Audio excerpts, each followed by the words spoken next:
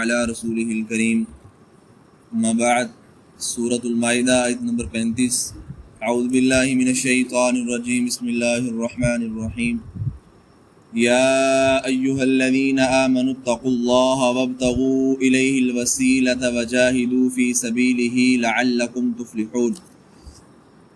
سابقہ آیات میں کچھ تعزیرات کا ذکر تھا، 2-3 آیات کے بعد چوری کی سزا کا ذکر ہے۔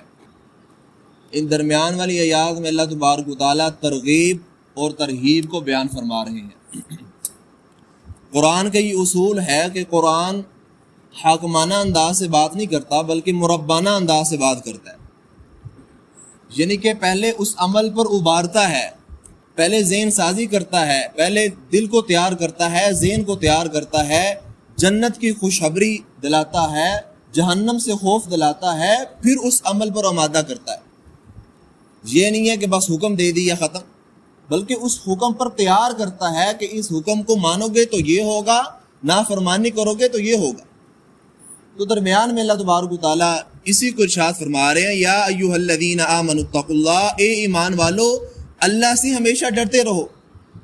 عقیدہ آخرت ذہن میں رکھو کہ تنہائی میں انسان کو کوئی بھی گناہ سے نہیں بچا سکتا۔ تنہائی میں انسان کے دل کے اندر عقیدہ آخرت ہوگی، اللہ کا خوف ہوگا تو انسان چوری سے بچے گا، انسان ڈاکے سے بچے گا، انسان زنا سے بچے گا۔ تو سب کے سامنے تو کون گناہ کرتا ہے؟ کوئی بھی گناہ نہیں کرتا۔ اصل میں تو تنہائی پاک ہونی چاہیے۔ تنہائی میں اگر عقیدہ آخرت ہمارے ذہن میں ہوگا، دل میں عقیدہ آخرت ہوگا تو انسان بچے گا۔ اس کے ذہن میں عقیدہ آخرت ہوگا کہ میں نے مرنا ہے، پھر وہ چوری کرنے سے بچے گا۔ چوری میں ساری چوری مراد ہے، ہر قسم کی چوری آ جاتی ہے۔ تو دل کے اندر اور ذہن کے اندر اگر عقیدہ آخرت ہوگا تو انسان ہر قسم کے گناہ سے بچے گا۔ تو یہ اللہ تبارک و تعالیٰ ارشاد فرما رہے ہیں کہ ایمان والو ہمیشہ تقوی اختیار کرو، اپنے دل کے اندر اللہ کا خوف رکھو، عقیدہ آخرت رکھو۔ وابتغوا الیہ الوسیلۃ، اور اللہ کا قرب حاصل کرو، اللہ کا قرب حاصل کرو۔ اور اس سے مراد یہ بھی ہے کہ وسیلہ، یعنی آپ صلی اللہ علیہ وسلم کی حدیث بھی ہے کہ جس طرح موزن الفاظ کہتا ہے اس کے ساتھ ساتھ تم بھی ویسے الفاظ کہو، اور اذان کے بعد یہ دعا پڑھو، آتی محمد الوسیلۃ والفضیلہ، یعنی میرے لیے وسیلے کی دعا کرو۔ تم میرے لیے وسیلے کی دعا کرو گے، میں تمہاری کل قیامت والی دن شفاعت کروں گا، سفارش کروں گا، تمہیں جنت میں جگہ دلواؤں گا۔ لہٰذا ہمیں بھی ان کا اہتمام کرنا چاہیے۔ اذان کے بعد دعا پڑھیں، اللہم رب ہذہ الدعوۃ التامہ، یہ پوری دعا پڑھیں تاکہ نبی صلی اللہ علیہ وسلم ہماری شفاعت کر سکیں، ہماری سفارش کر سکیں۔ اور اس میں عام روٹین کے مطابق جو ہم اردو میں وسیلہ بولتے ہیں، ایک واسطہ دیتے ہیں، وسیلہ دیتے ہیں، تو اس وسیلے کا ذکر اس آیت کے اندر نہیں ہے، لیکن اس کے مفہوم میں یہ ذکر آ جاتا ہے کہ دیکھیں وسیلہ دینا جائز ہے یا جائز نہیں ہے۔ اگر صحیح عقیدے سے وسیلہ دیا جائے کسی اچھی انسانیت کا، اچھے شخص کا، اللہ والے کا، تو وسیلہ دینا جائز ہے، ناجائز نہیں ہے۔ لیکن وسیلے کو مستحب کہا گیا ہے، وسیلے کو واجب کا درجہ دینا یا فرض کا درجہ دینا، کچھ لوگ کہتے ہیں کہ وسیلے کے بغیر دعا قبول ہوتی نہیں ہے، یہ بات غلط ہے۔ اللہ تعالیٰ کریم ذات ہے، اللہ وسیلے کے ساتھ بھی دعا قبول کرتا ہے اور وسیلے کے بغیر بھی دعا قبول کرتا ہے۔ انسان کا عقیدہ ٹھیک ہو، انسان کا عمل ٹھیک ہو تو اللہ تعالیٰ دعا کو ضرور قبول کرتے ہیں۔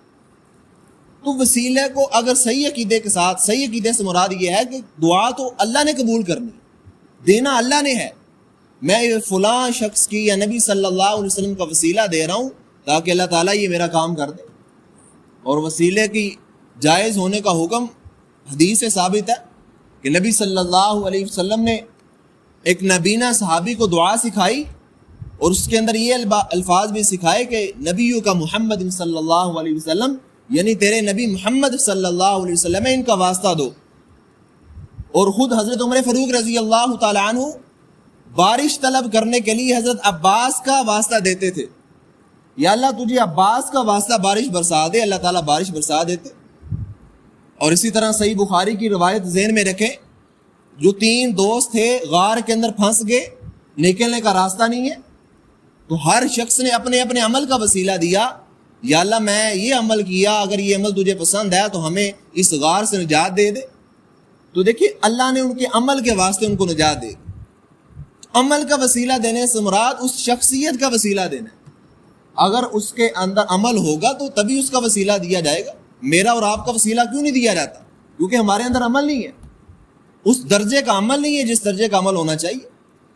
تو اس وجہ سے وسیلہ دینا جائز ہے، لیکن صحیح عقیدے کے ساتھ وسیلہ دیا جائے اور وسیلے کو اس مستحب سمجھا جائے، واجب اور فرض نہ سمجھا جائے۔